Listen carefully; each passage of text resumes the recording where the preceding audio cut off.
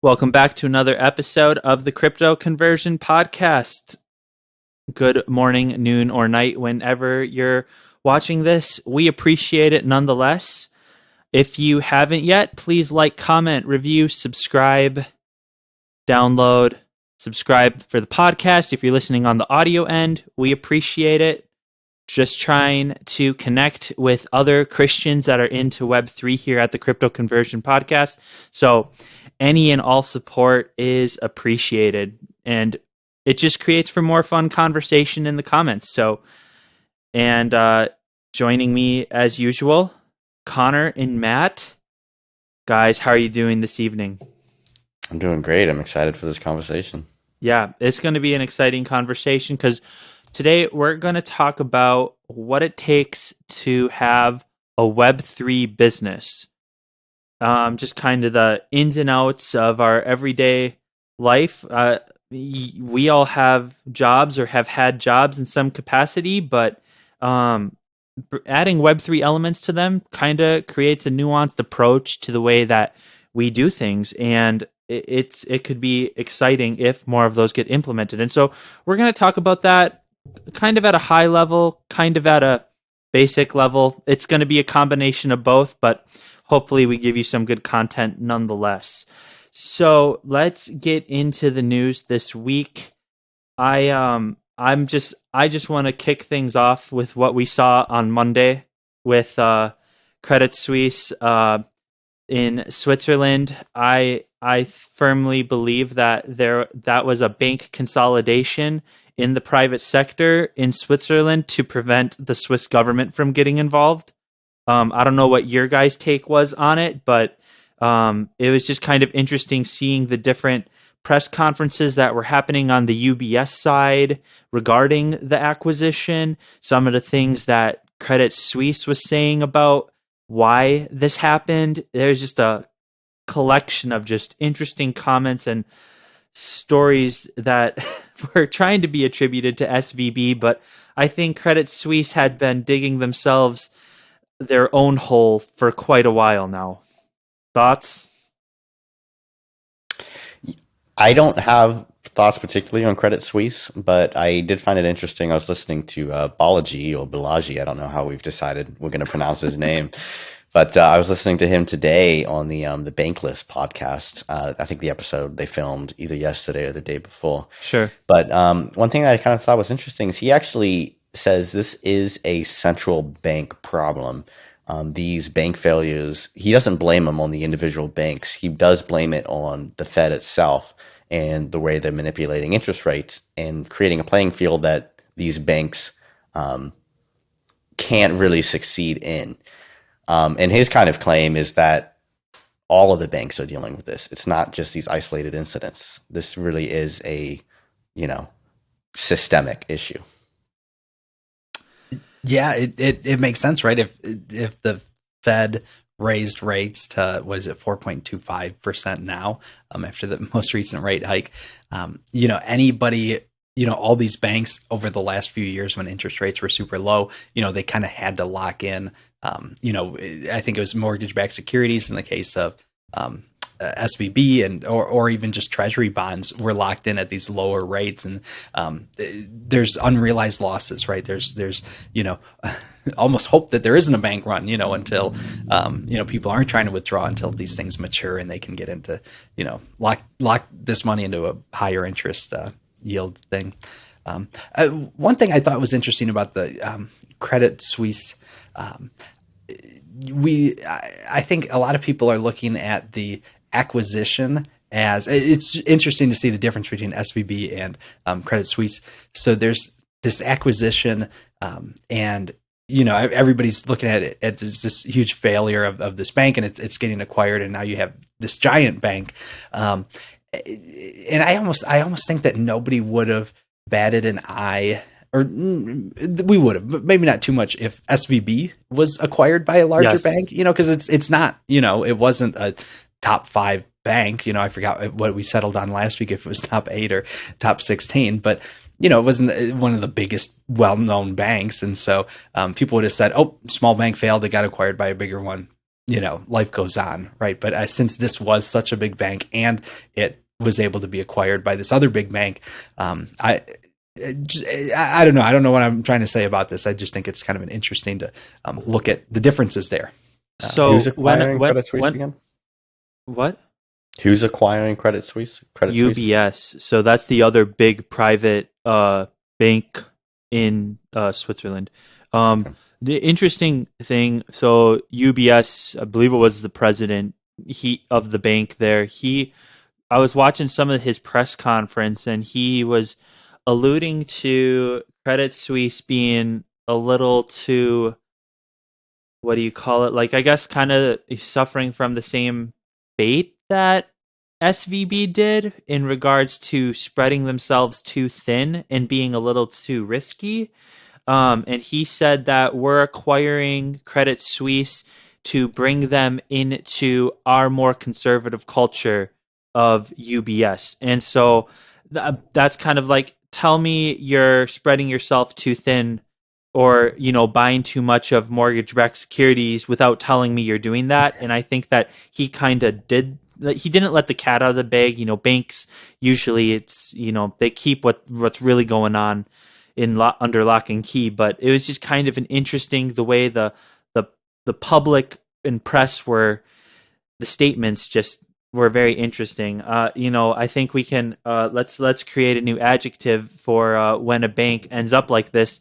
They just got Fed nowed, right? Like, it's kind of a little dad joke there for the people. I recommend everybody look at Balaji's tweet on this that he just did a couple hours ago about central bank digital control. I think that what the points that he's presenting in this model are actually really good. Matt, did you share it in our little group chat? Yeah, I shared it. That tweet was really good, I thought, and very informative.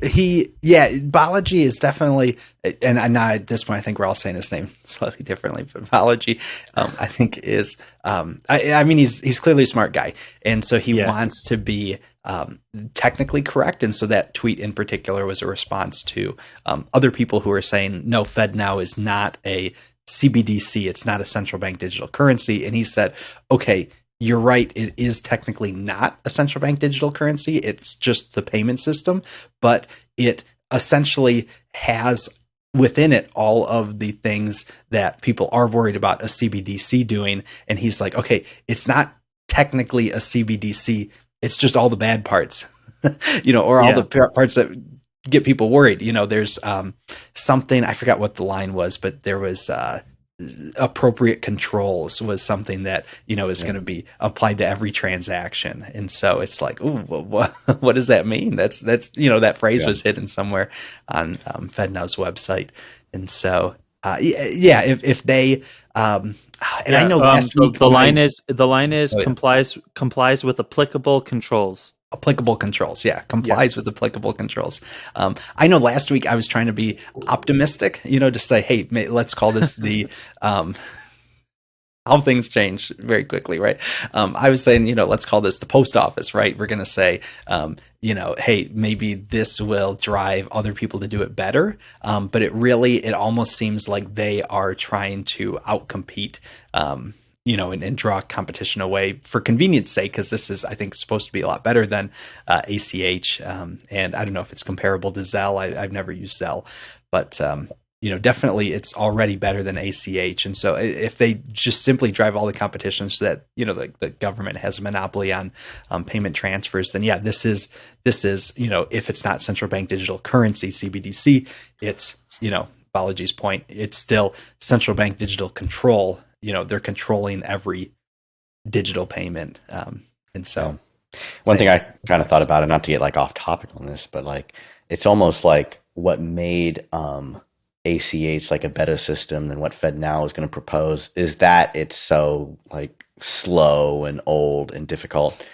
And because of that, like, you can't really get rid of like a cashless system. But if you create a system that it really is better, FedNow, it proposes to be faster, easier to transact, right? Solve a lot of like, personal issues with banking.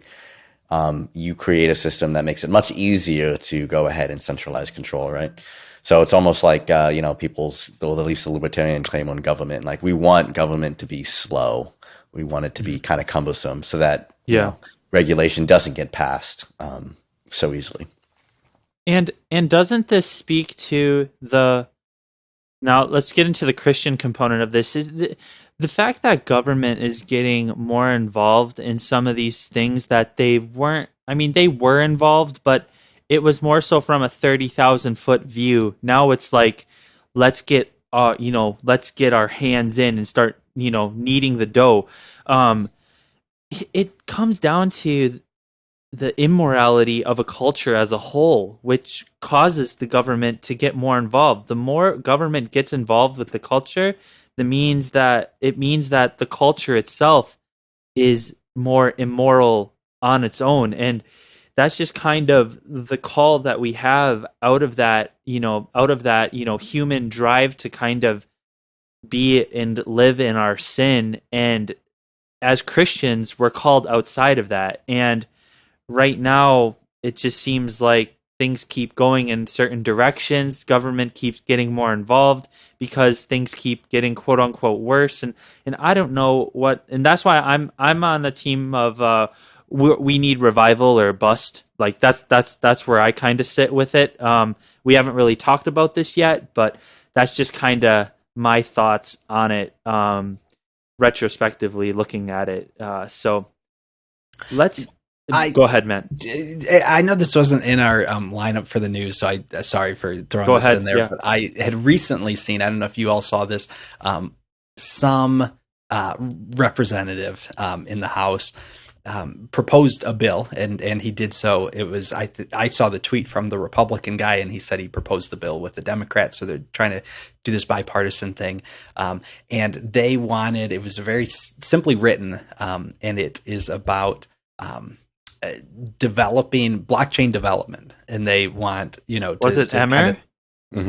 Yes, that was it. Shout out Emmer, most crypto friendly names. Congressman from Minnesota. Let's go. Oh, Minnesota, great. Yeah, so Cloud area. Yep. I do think this is nice. So you do see, and I guess you wonder, where the government's made up of a bunch of people, right? So you definitely have people in different camps. I thought this was a great, and we'll see exactly how it plays out, but I think it is a good crypto regulation. It kind of, draws a distinction between, does your system that you developed, do you retain control over user funds? Because in that case, you should be held liable and treated as a custodian. Or, have you built this in a way that people can use it, but you are not actually in control of user funds? In that case, you are not transferring money. You are not a financial institution for doing that.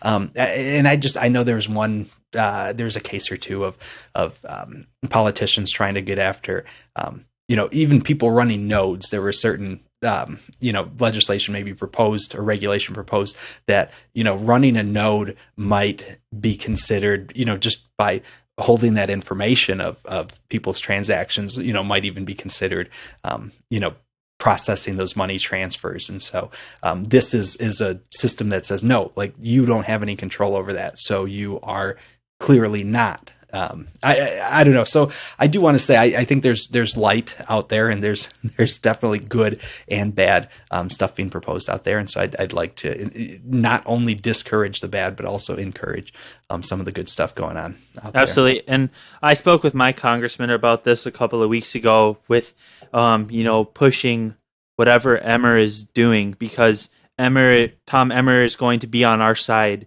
with this, in this fight right now. On the crypto side, I don't agree with everything Emmer stands with, politically speaking, but on the crypto stuff, I'm with him in lockstep. Mm-hmm. And I just hope that more Republican congressmen are there as well. This, hopefully that pushes us over the edge to being regulated by the Commodity Exchange Commission as opposed to the SEC. So we shall see what happens, though, in Washington. That's a different beast altogether. Speaking of Washington, the SEC dropped a very fun caution with crypto assets and securities. So everybody that's invested in cryptocurrency, please be wary of bullets, Volatility and illiquidity in crypto market assets, the potential for the company holding your crypto assets to fail or go bankrupt, unpredictability, including that the market for a particular crypto asset security may disappear altogether, or the crypto asset security may no longer be tradable anywhere. Sometimes highly concentrated, opaque ownership and control structures, enforcement of laws and regulations by federal, state, or foreign governments that may restrict the use and exchange of crypto assets, unauthorized lending or transfers of customers' crypto asset securities, or halting of customer withdrawals, the inability for an investor to be made whole should fraud, default, or a mistake occur, technical glitches, hacking, or malware, and lack of investor protections due to crypto assets securities entities not acting in compliance with applicable law. So, watch out, everybody. Watch out. It's just such a hilarious notice. The SEC just comes out with great jokes. I feel like once every other week these days. It's funny. I think Dave Hoffman would shout out Bankless this week. They've been hitting the news circuit hard with all of this, and he just tweeted out, I think in one section of this whole notice, just crossed out crypto and put banking industry, and I'm just like, good job. This is just funny. So it's so funny the SEC does this as they're withholding Voyager investors or people that had crypto in Voyager to not get made whole from Binance. It's totally the SEC picking and choosing who they want to ride with. And who did the SEC decide to ride with the most? SBF and FTX. It's like, who are you to start picking and choosing the winners and losers in this game when you guys were with the most fraudulent offshore entity in the space? It's just hysterical hypocrisy, and we just kind of sit here like, what is Gensler going to do today to make this worse for everybody? So I don't know what your guys' thoughts are on that, but I just found that hysterical. I mean, like, he didn't lie, in that SEC warning. Like, No. It is true that, like, yeah, and maybe this is like helpful advice. Like, hey, if you're going to go into the depths of like DeFi, and some project just launched, like, it could get rug pulled, right? You could lose the liquidity altogether. I don't know, like, I feel like it doesn't apply to some of the blue chips, like, Ethereum, Bitcoin, and then, but I don't know. They didn't lie, but the timing is just uncanny with all the other stuff going on. Yeah, I think the timing makes it seem, to be more of a attack on that was dropped crypto today too. Like, that was today, March 23rd. So watch out, everybody that's been in crypto. It's scary, I guess. So I mean, it just kind of like I says, it adds credence to what Balaji is saying in a way. It really seems like they are after crypto. They're after kind of those exit strategies from fiat. So. I don't know if we want to wrap out the news cycle with this, but the Balaji's bet, right? So we keep talking about Balaji. He has, bet $1 million that Bitcoin will be worth more than $1 million at, after 90 days. I think, and just one thing I want to plug in here, if you guys have thoughts as well, that's great as well. I love talking about it. But one thought I want to plug in here, I've seen, a number of people critique his bet of $1 million in, 90 days, where they're like looking at, the current state of the economy, and they're like, you'd have to have that much buying pressure, and like, could it really support that high of a market cap? And it's like, no, like, he's not saying, everything else will stay the same and Bitcoin will be worth $1 million. He's like, his point is that, like, inflation will be so bad that, Bitcoin, the dollar will devalue so much that Bitcoin will be worth $1 million of them. Right. So I think maybe it's helpful to think, so Bitcoin goes up, 30 or 40 times to get to $1 million, so say, okay, a dozen eggs are $100, and a loaf of bread is $60. And, then hopefully it starts to make a little more sense. When he says Bitcoin is $1 million, he's also saying, everything else is probably also 30 to 40 times as much, because that's That's just a great, the yeah. evaluation. Thanks for distinguishing that, because that is he's a really smart guy, so it's sometimes difficult to understand him in layman's terms. So, but I recommend one of the best follows on Twitter right now by far. I really wish I would have known about the network state and everything so much sooner, because it's such interesting stuff. And yeah, I'll be willing to show that those materials also, because it's really well put out there. Last news segment: CEO Brian Armstrong for Coinbase sold 90,000 shares of Coinbase the past 30 days. So yeah, that's up. That period. Yep. All right. So Web3 business. Connor, how would we get that started? I apologize for the abrupt transition, but let's get into it. Yeah. So the question today is, how can we, I guess, bootstrap a business that wants to move to Web3 or move to the blockchain? And so the question is kind of you have let's say a small business, because it's easier to kind of think about. Um, and they use a lot of centralized tools to basically conduct their business online. They have a website, they have, PayPal or whatever they do to receive payments.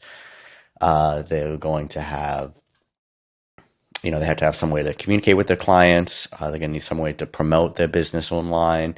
And then they also look for maybe employees online, and they source talent that way.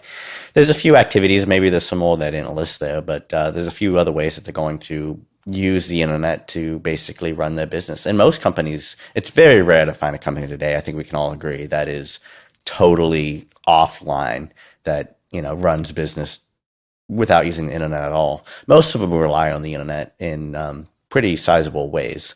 And the problem with that is, especially if you're anything that could be considered, potentially divisive, or something that the government would want to regulate, you open yourself up to a lot of risk of basically losing all of your business at once. I think a lot of people in the firearms industry have been dealing with this for many years. And then more recently, also a lot of Christians, and anything that's, maybe potentially conservative, pushing conservative issues like right to life or whatever, has also been kind of facing these types of risks. So because of that, and because so much business happens online, companies need to find some way to decentralize and move to Web3, and hopefully be able to replicate what they're doing on Web2 in the same way. So the question for today is, can that be done? How can it be done? And then where are the bottlenecks? What kind of still needs to be fixed to make this transition totally happen? So yeah, I just listed five kind of avenues for business to move to Web3. And I think the one that most people think about is decentralizing payments. I mean, this is what started the whole Web3 narrative, right? With Bitcoin. It's been all about, transacting, receiving, and spending money without using, centralized fiat. So maybe if we just wanted to start there. I know you, Brandon, had, some personal thoughts about how, if you were starting a business, what you would use to accept and, transact with crypto. Yeah, so I think, like, starting out, I if so say I have a small business today, or I want to start a small business, and I just want to accept like Bitcoin or Ethereum or crypto in general as a payment. I honestly think that after almost starting a small business myself, and I guess we're kind of starting small business here, with what we're doing. I would start a BitPay account, to just start getting crypto for my product or my service. I know that BitPay is very centralized in its makeup, but at least I have a way to accept about 16 different cryptocurrencies as payment for what I'm doing. Obviously, I'd push customers to pay in Bitcoin, but say for whatever reason they have a crap ton of Litecoin, Dai, ApeCoin, Polygon, Ethereum. I mean, I wish that BitPay didn't have so many of the meme coins and the stable coins, but at least you have the big two there in Bitcoin and Ethereum. That would be like great starting points. And then I could move. I mean, you could use BitPay to pay employees in crypto to their wallets and things like that. And obviously, the unfortunate component is you're being held hostage to a centralized entity, but you can always move that crypto to your own, hardware wallets or multi-sig wallets, etc., depending on what crypto you want to receive for that payment. I just like that you can accept a lot of different ones for doing the same service. So it's just multiple different ways to get paid. And but I totally understand wanting a more decentralized model, which you two were referring to earlier. Just out of curiosity, I feel like I've looked into BitPay just a little bit.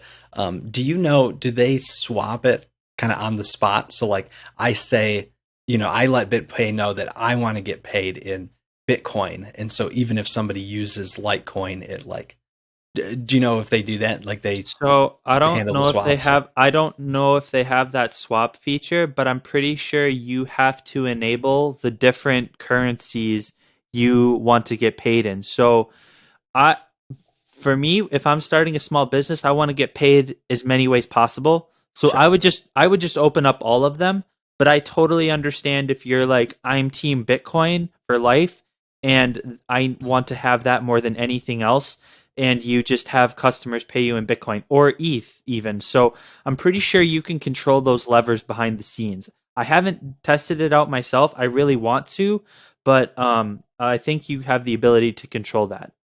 Okay. That's cool. That's cool. Yeah. Yeah, and I know you alluded to it. I was kind of talking to you and actually Connor as well earlier. That I think my issue with BitPay is that it's still centralized, right? So this is like, hey, instead of Visa or maybe in addition to Visa, I'm also going to open, so maybe you're diversifying yourself by saying, hey, I'm going to accept Visa, Mastercard, Amex, and BitPay, right? And so now I have different avenues in case one of them fails. I don't know. I like to truly go decentralized. I don't know. I could just set up a wallet, like you said. I can just set up a hardware wallet and say, "Hey, pay this address." I could set up if I wanted to do Lightning Network. I could set up a Lightning node and say, "Hey, just pay this address." Wherever that is. Whatever blockchain, whatever token, whatever. L2 I want to be on for cheaper fees. I can say, and so there's part of me that I like that BitPay enables the usage of cryptocurrencies a little better, but I think to really get at the heart of it, and I like that BitPay is a simple process. You just have to sign up and get a wallet, and then you have something for people to send to. But I think I don't know. I'd like to see a business if the whole future is Web3, if we start to shift more and more Web3, I'd like to see people move away from BitPay to more of a self custody. Either this is a hardware wallet, this is a hardware wallet that has multi-sig capabilities, so that it's not a single person in charge of it, or things like that.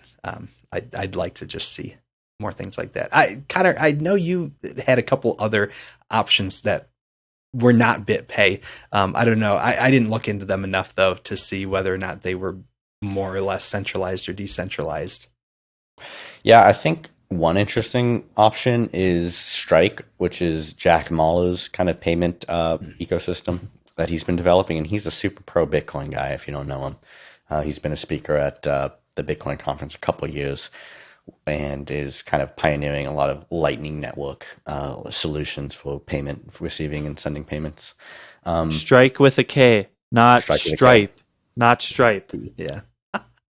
Funny enough, I think Stripe is Twitter Jack is somewhat invested in that. Am I right? because he's another Bitcoin guy. Yeah. I Think think so. so.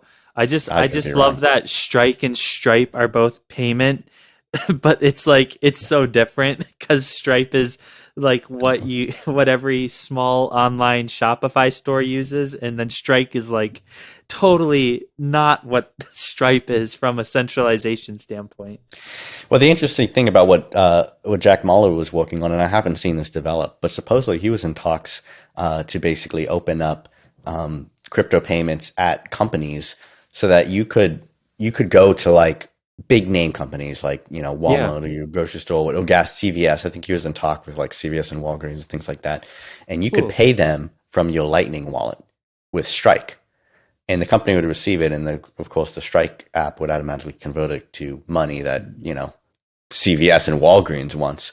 But you could actually go and use your Bitcoin to pay for things that way with their app and with their integrations, and with the partnerships that they were talking about. I heard that at the Bitcoin conference. He did a big reveal about it. I haven't seen development on that yet, but it is something interesting because of course as we all know, it's very difficult to actually use Bitcoin out in the real world right now. So you do kind of want those types of partnerships. So long as fiat continues to be a payment system, you want easy ways to transact that way. But Yeah, going back to the small business, example. So if you're a small business and you're worried that maybe your payment systems could potentially get shut off, you do want a totally decentralized system. And so BitPay, it's still going to have to be tied to probably a bank account. And I haven't looked that much into BitPay, but I understand that's probably how it works. So if you do lose your bank account or your ability to transact that way, then that solution is not going to work for you. But you do want to keep your options open. So that's a good option. Accepting obviously credit cards and whatnot is a good option. But then ultimately, like Matt is saying, I think probably the best option is to also have your Bitcoin wallet and your MetaMask or your ETH wallet. And anybody who wants to pay you that way is more than welcome to, and start to kind of prime, I guess, your client base in such a way about kind of these methods of payment. And I have seen a lot of businesses doing that.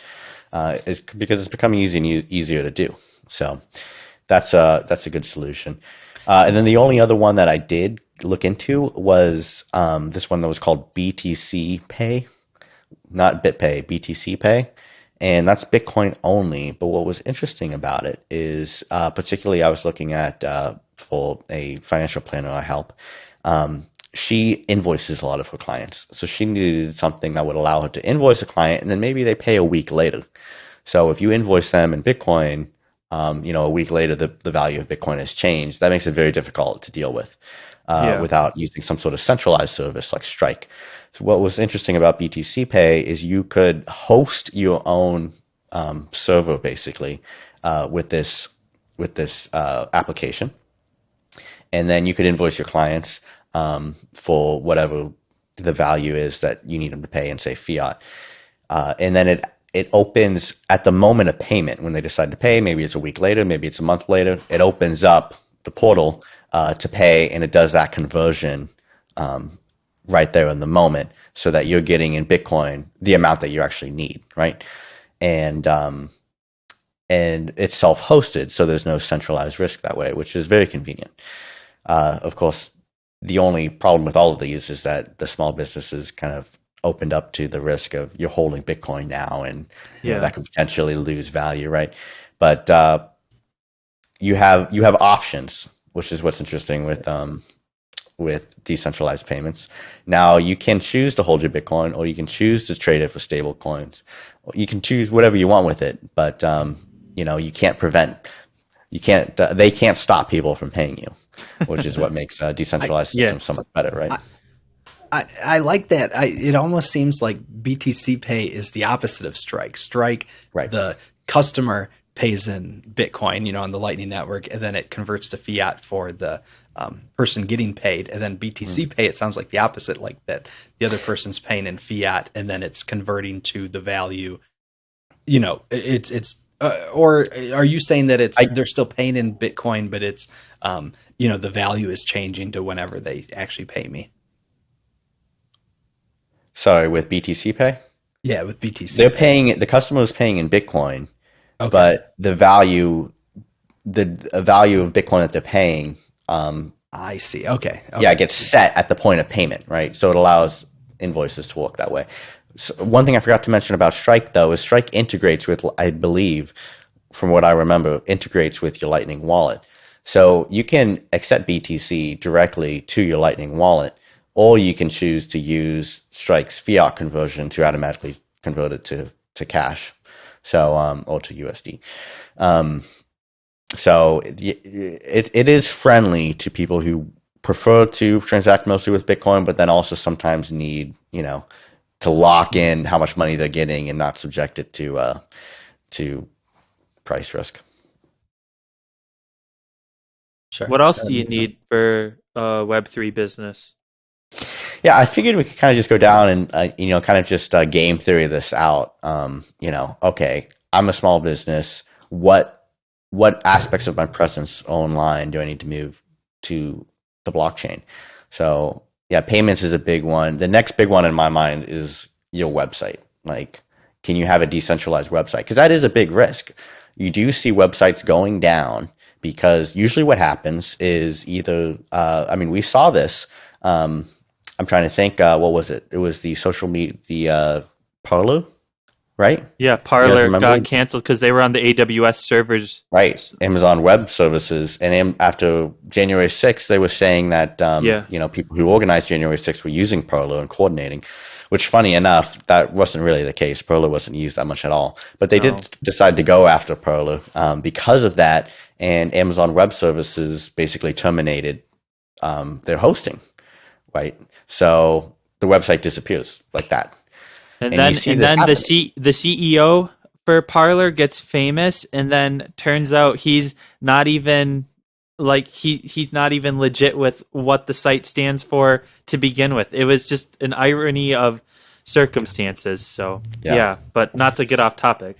Yeah, that was a strange. That was a strange. I believe the CEO now, and I think it's a different CEO. I think they've Yeah, changed. The it's CEO different. now is the husband It's of totally Candace different Owens. leadership now. They Okay. voted him out as soon as he started saying some that stuff. Yeah.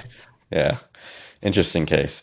But so yeah, so hosting and a lot of big websites. Small websites too. Like not very many people run their own server, so usually you need some sort of hosting services because you don't need it. Like yeah, you could totally host it yourself, but it's difficult to do for most consumers. Most consumers need Well, one an of easy our way to do that. favorite people, Michael Matheson Miller, would say you need your own servers.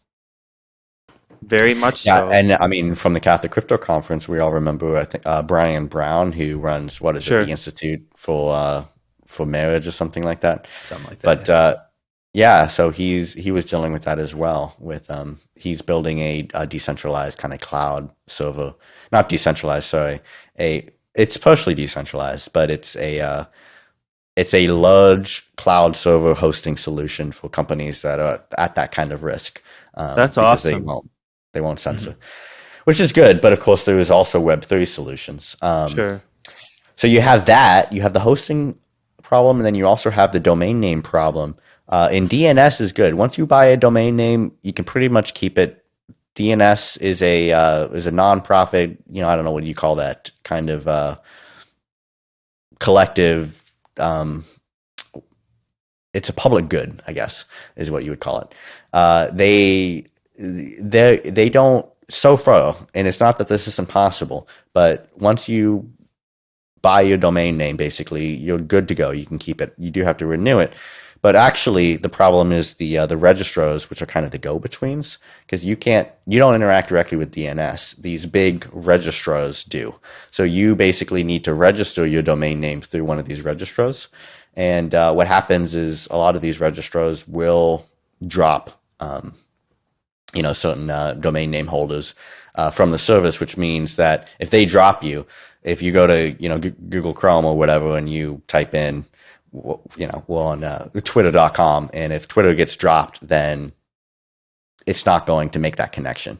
You're not going to be able to get to Twitter. So that's another area of websites that is open to kind of centralization risk. So you have the domain names, and you have the actual hosting services themselves. So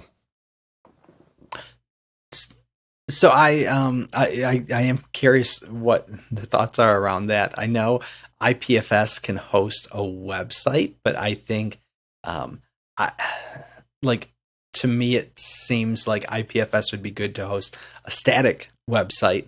But if I wanted to I don't know if IPFS would host Facebook, right, or Twitter, right, where there's you have to be storing all this data and things are changing as you're going. I don't know, how I guess really I should look more into IPFS. I don't know if they would be able to do something like that. But as far as I've seen, I've seen solutions where people have done ENS domains and then they've were able to put a static web page on IPFS that kind of redirects the ENS redirects there. But Yeah, that is brandontim.eth. yeah, exactly. So, I visit that website all the time. Yeah, I don't know that you'd be able to handle all of the it's a file storage, so any like interactions that happen can only be on the client side, right? When I pull up that website, I can interact with it, but it's only happening on my computer. I don't know that you can have these true server side interactions where your data is being stored somewhere, or whether it's your login information or you post a tweet and it's stored on the server so anyone can see it, right? Not just something that's happening on your own machine. So I don't know. I'm curious whether there's a decentralized server like that. I know we talked about Arweave and some other thing, but even then, I don't know if Arweave is able to simply hold data, or if it is also I don't know, all these interactions that you would want in a server, if it's able to handle those.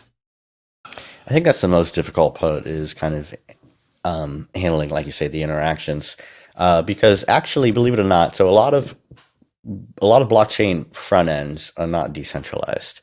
They're hosted on Amazon Web Services or they're hosted on whatever server, right? So, for example, like so with Tornado Cash, when accessible. the sanctions, say again, It's so accessible. Like, why wouldn't you? right? So, like Tornado Cash with the when the sanctions hit, and I think I'm remembering this correctly, the website went down, and the big reason the website went down, Tornado Cash, whatever it is, .com or whatever, is the registrar got immediately shut them off, basically. But then also whatever hosting service they were using would have shut them off too. But most protocols, not I want to say most, a lot of protocols actually do have two front ends. Um, there's a lot of protocols who do like to host their website on ENS, oh sorry, on IPFS.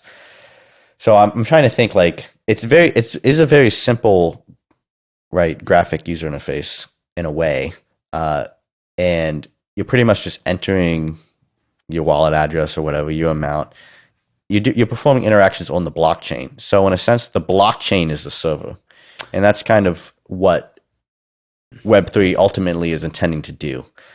So your ETH chain or your layer two or whatever is going to be your server that's kind of performing all of these whatever transactions or whatever interactions you need it to do.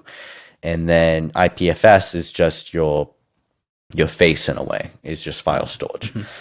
So ideally all these things work together, but how much do they work together? And this is why I said small business, because I think it's much easier from a small business perspective to figure out, yeah, that's doable. That can be done in a decentralized fashion.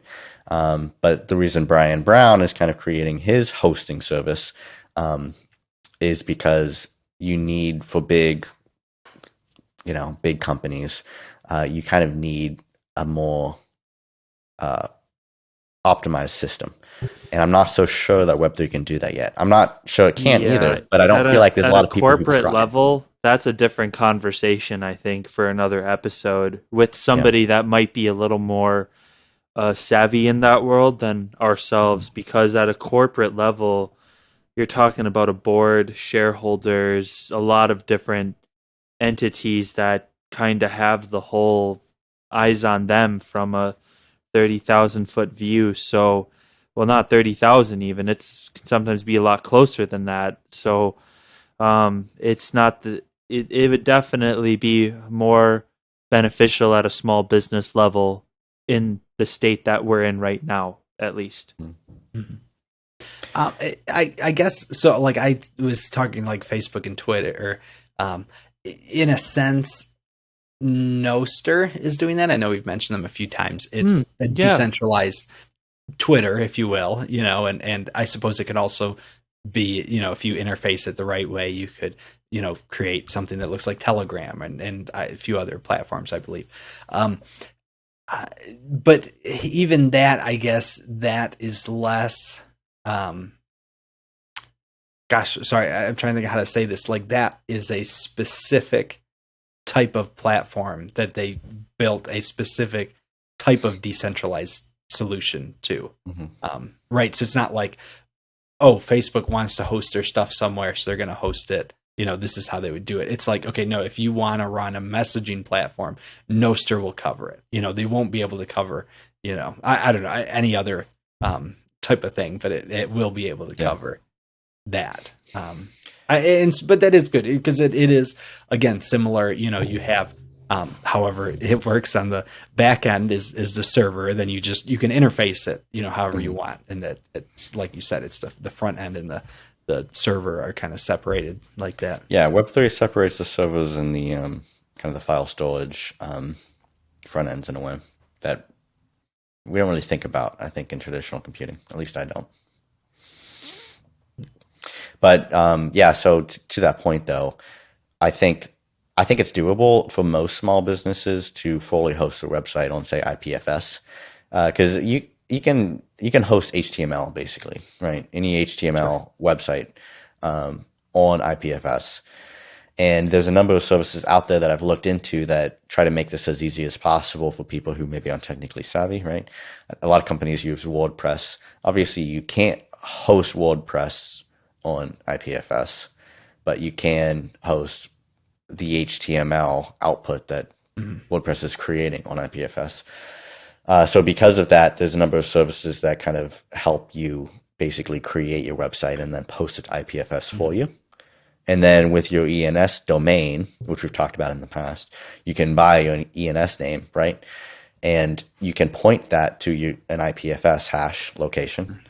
And does that solve all your problems? Not necessarily, because then how do people find you? You need some sort of resolver that is going to connect the ENS domain to the website, and right from the customer's perspective, at least. Most of us are used to pulling up on our browser and looking up, twitter.com, and it takes us to that destination, which is the server that Twitter is hosted on. So it's not fully workable. It is workable if you're using Brave browser because they have an built-in integration. Shout out So Brave. if I were to type in brandontim.eth to Brave browser, it would resolve to whatever your ENS domain is pointed to. Yeah, and then you can send me some ETH or Litecoin or Bitcoin. I could send you ETH or Litecoin, or I could connect to your IPFS website if you put that in the content hash. But if your customer is not using Brave, then it's too difficult for them to work. There's other integrations now that I'm remembering with ENS, actually, because brandontim.eth.link will, on any browser, will take you to whatever the ENS interesting domain is pointed towards. But that's a centralized DNS workaround. So is it possible that gets cut off? Yeah. But still, the integrations are happening. So it's doable.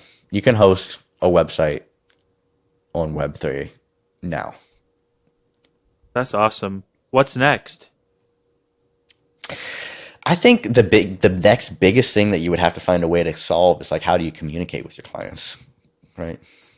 And I'm not totally sure there's a solution for that in Web3, at least not one that I've been totally satisfied with. Well, I think so. I guess let's talk about what most people use still today. I'm still in Microsoft Teams is definitely debunking this a little bit from an internal communication standpoint in big corporations, but email is still just the way that outside entities still communicate in most corporate settings. Yeah, Microsoft Teams, you're able to chat with your coworkers in house, but if I need to if I need to talk to somebody from another company, I have to like physically approve them to be able to Teams me, or everything is email or a phone call still, or I have to set up a meeting with them to be invited on my company's Teams server. And Microsoft now has all this Power BI stuff that we use in the corporate world. It's actually really impressive stuff from what you can do from like charts and data configurations and things like that, but it's very highly centralized. And I'd say for a communication standpoint, I love what Proton Mail has right now. And if you pay for Proton Mail, you can have a customized email for with your company's name. So you can essentially pay to be able to use Proton Mail servers to have your own company's email through Proton Mail. So that'd be my recommendation right now if I were to do this. And if I actually, they make it very feasible. If I were to start a small business today, I would pay for Proton Mail. It's fairly reasonably priced. I believe it's charged per address, and you also get a bigger amount of storage on the email inbox too by paying for it. So I think Proton Mail is the best solution right now. You get a seed phrase. Seems to be one of the most secure email options for people today, in my opinion. I'll get the cost quick while I'm here. Sure. Is Proton Mail decentralized? It's not decentralized now. It's a centralized service, but it is encrypted. That's the beauty of it, is the encryption. Yeah, not decentralized, but yeah. So if I want to upgrade my plan, essentially, you're paying like $7.99 a month for 15 email addresses, three custom email domains, and basically the whole suite of what Proton Mail offers, which is really great because Proton Mail's very secure. Obviously not decentralized, but good option. Kind of a Web3-esque, Web3 adjacent service. So yeah. I think I kind of wonder if part of the reason this like problem hasn't been entirely solved on Web3 is because there hasn't entirely been a need for it. Like we don't really see email being compromised right now. I think the most centralized you can get email right now is probably like Gmail, right? And sure, like you get locked out of your account pretty regularly. Actually, if they terminate your Google account, I'm curious if that's ever happened. I'm sure it has. They terminate spam bots all the time. Yeah. They ask you to no. What they do is they ask you to prove your identity, right? So to get back in, yeah, that's how they get you.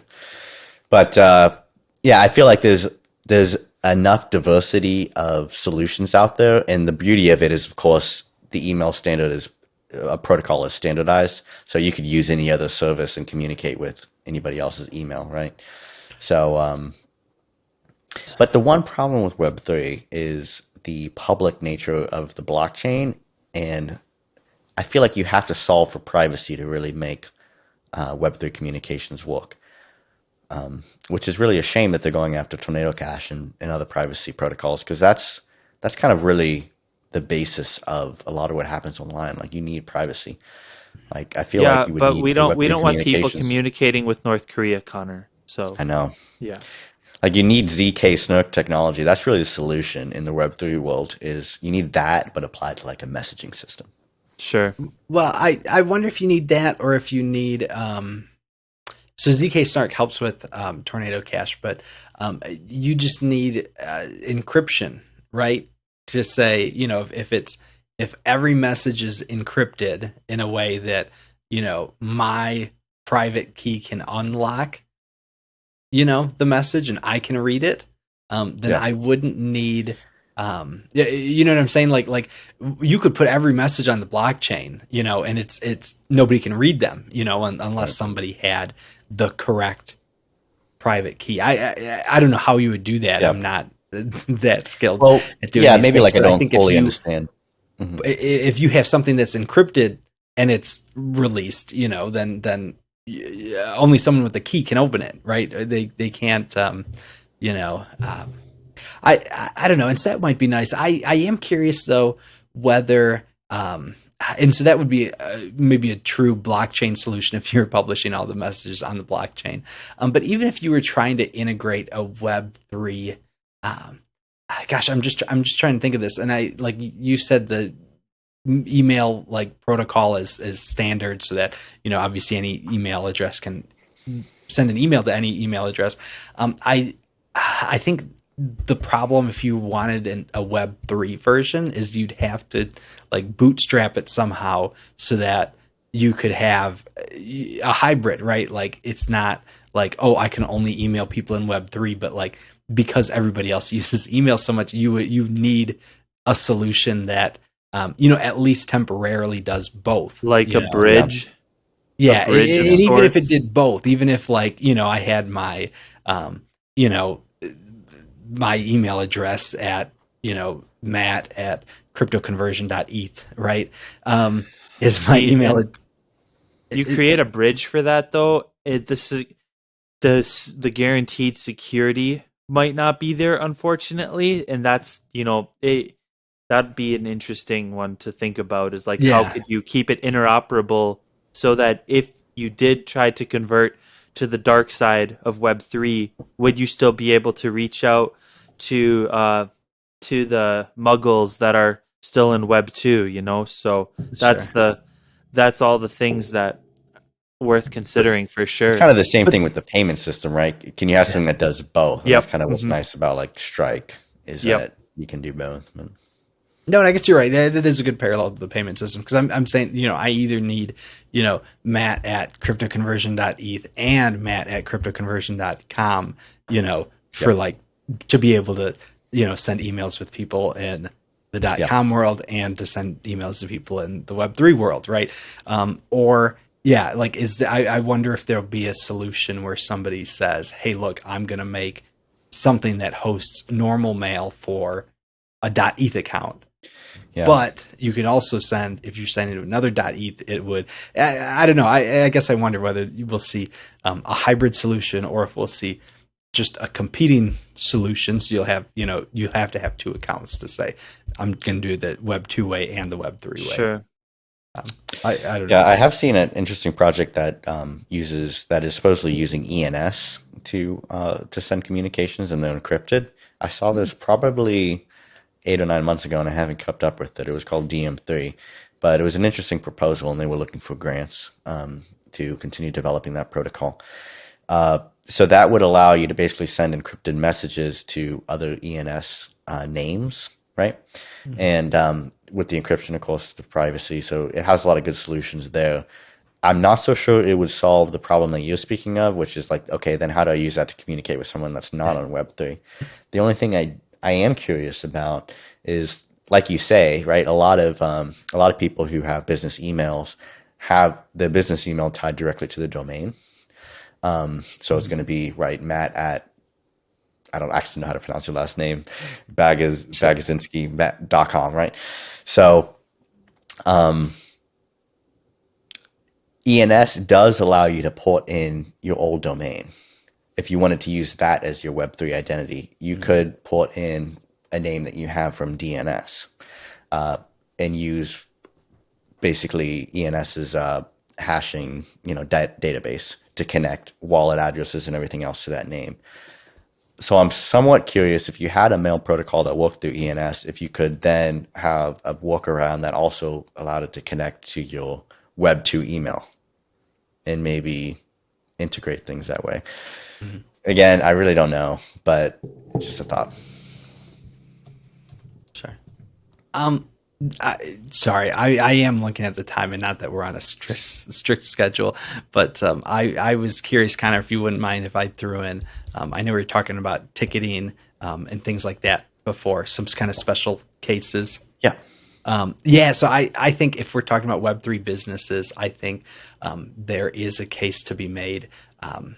for maybe certain industries, right? So, for example, I think NFT ticketing will be the next big thing, or I think that'll not the next big thing. I think that'll be a big thing in the future, and I think it'll be maybe a driving force to get a lot more people on Google, yeah. Web Well, three, right? Google Wallet has already, like, I have all of my tickets from certain concerts that I went to that I bought from StubHub or Ticketmaster on my Google Wallet. So it is kind of being used already in the Web 2 space, but I think that the Web 3 space will incentivize that even more, Yeah. like we've been talking.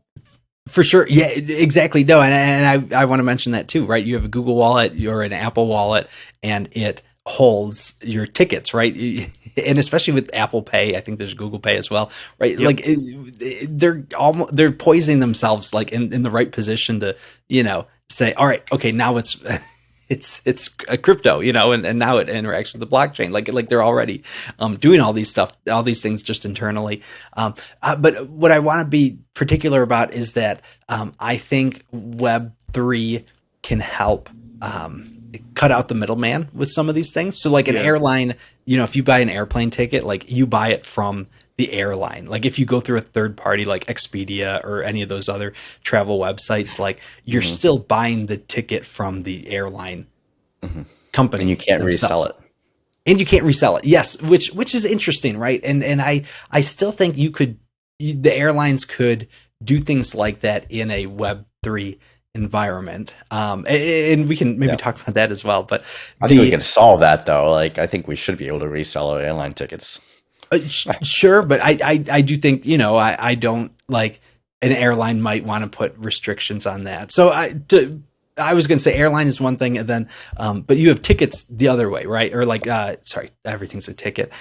Like concert tickets, right, are on Ticketmaster or StubHub and or sporting events and things like that, and they are like, if I buy like Taylor Swift does not directly sell tickets, she sells them through Ticketmaster, right? And so she has to go through that, and I do think, when you look at NFT marketplaces, right, I think she would be better off doing that on, through OpenSea or any of these other platforms, because she can say, hey, I'm going to first sell these directly, but then also if they get resold, I'm going to have a royalty, a 1-2%, so that it's not like this central entity that controls all the tickets, the master of all the tickets, Ticketmaster, right? And they collect fees on every, everything you want to do with a ticket.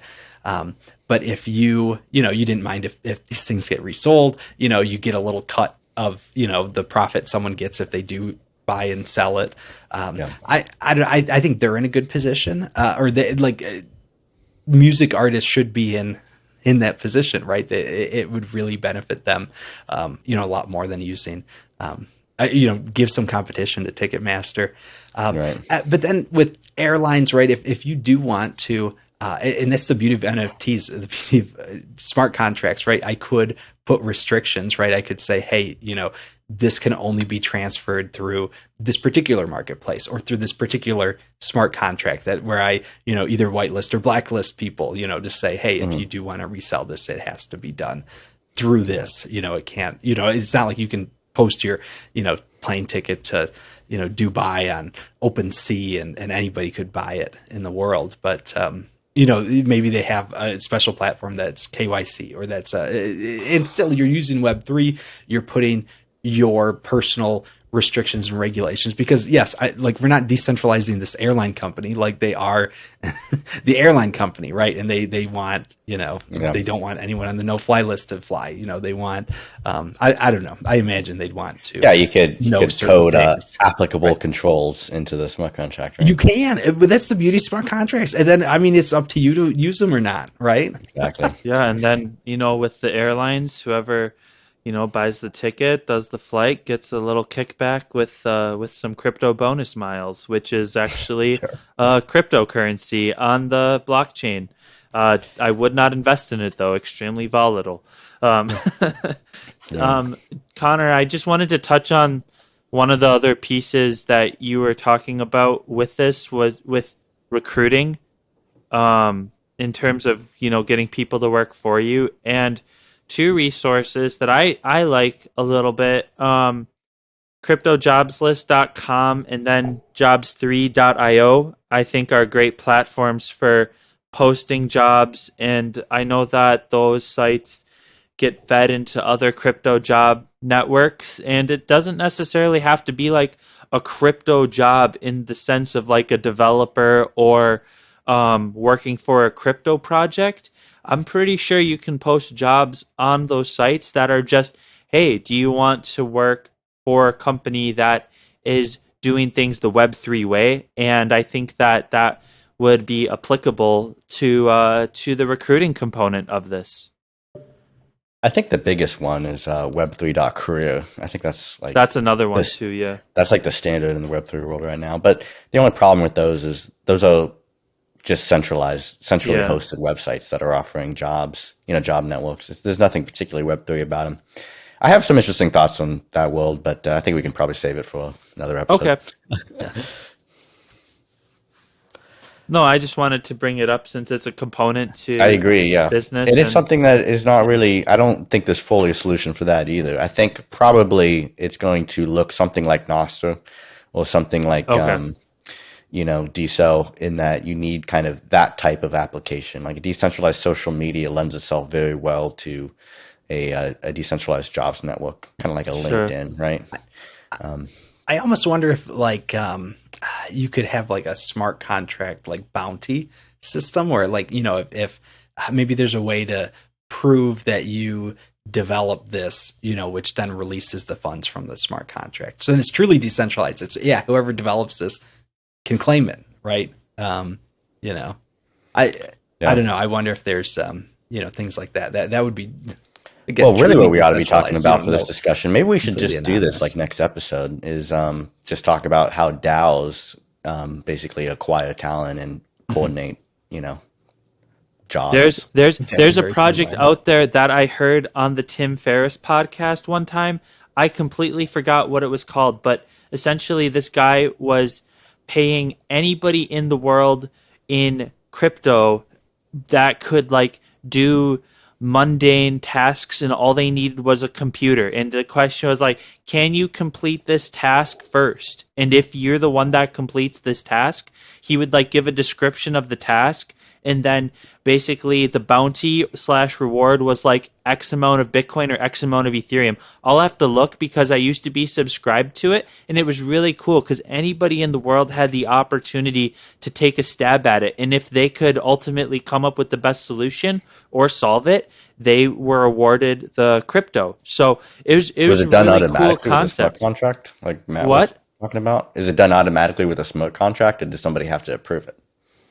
I'm not Like, could you submit 100%. the proof and then automatically get paid with a smart contract? That would be cool. Yeah, Yeah. so well, I So think yeah, I think they were just given kind of like the tools to work in it, and I'm not sure if it was a smart contract or if it was a Web3 thing, but they submitted it, and if it was deemed acceptable, they got paid in crypto. So it was just really cool because it was kind of like an Upwork Fiverr-ish, but a little more decentralized in that anybody anywhere could take a stab at it, and then anybody who gave the best results um, got paid for doing the service. So yeah, it Yeah. was kind of cool. I thought it was unique, at least from a jobs perspective. I'll look up what that's called to talk about in future episodes. It is pretty interesting.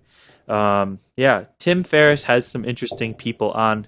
Author of 4 Hour Work Week, of what he's most known for. So his podcast, he'll have some interesting Web3 guys from time to time, Kevin Rose, etc. People like that. So interesting stuff nonetheless. But uh, I think we got where we wanted to go with this episode. Kind of, at least stepping in the right direction in terms of how people can potentially apply Web3 solutions to their small business or their future small business that they could potentially have someday. So, yeah, good stuff.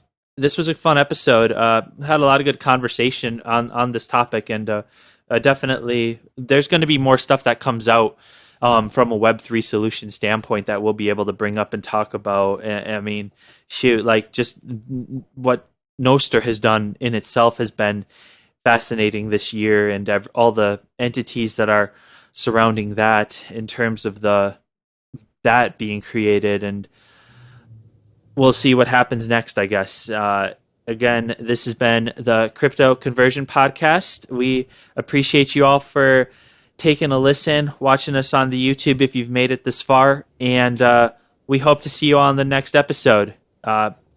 Yes, everybody, God bless, and see you next time.